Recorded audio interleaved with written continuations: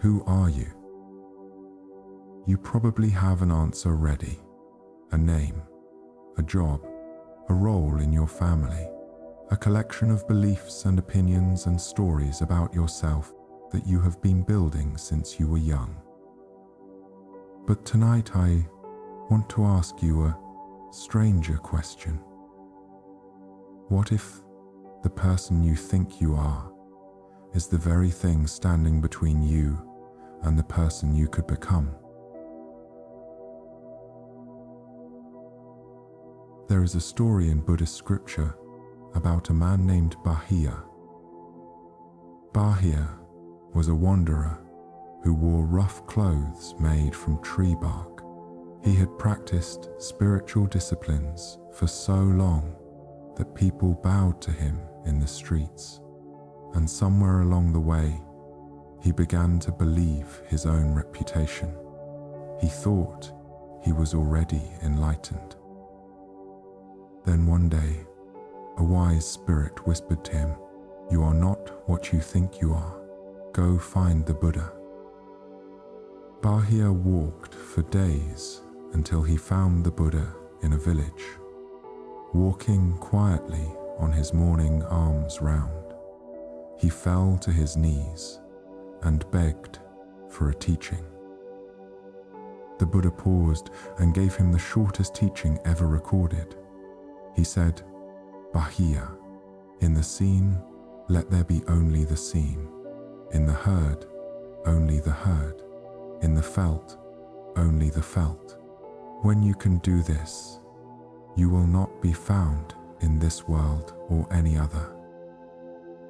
In that single moment, every label Bahia had given himself fell away. The wanderer, the holy man, the seeker, gone. He was no one, and in being no one, he was finally free. What Bahia experienced has a name in Buddhist philosophy, sunyata. It is often translated as emptiness, and most people hear that word and feel afraid. They think it means nothingness, a void, something missing. But in the Buddhist understanding, emptiness is the opposite of nothing. It is the most alive, the most open state there is. Think of a cup. A cup already full of stale water cannot receive anything new, but an empty cup can hold anything: tea, rain, moonlight. Think of a room packed floor to ceiling with old furniture leaves no space to breathe, but an empty room can become anything: a studio, a temple, a place to dance.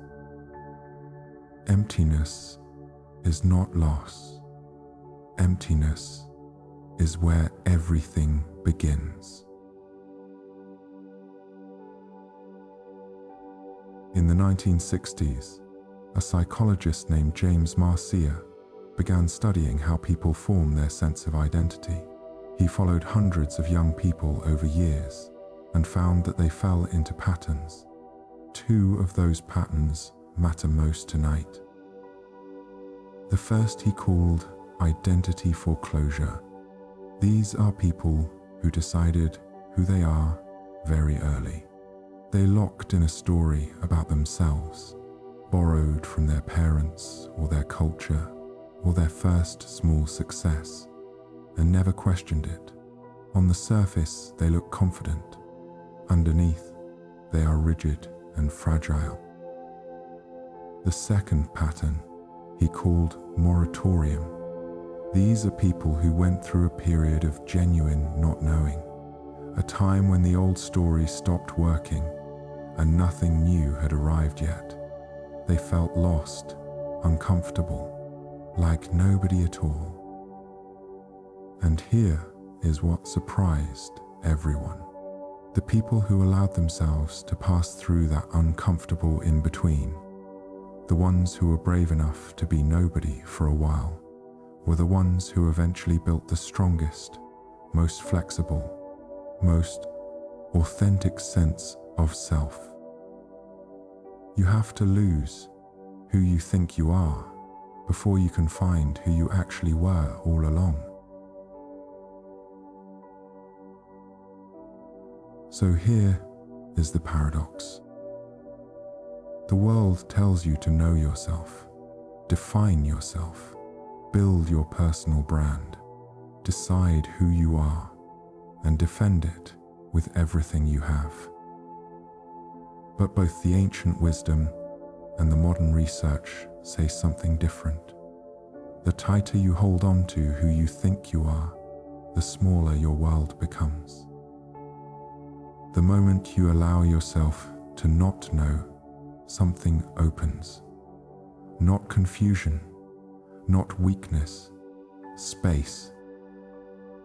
The person you were pretending to be was taking up all the room, and the person you actually are has been waiting quietly behind them this whole time.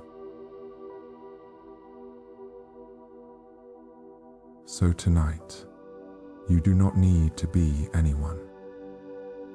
Not the strong one, not the successful one, not the one who has it all figured out.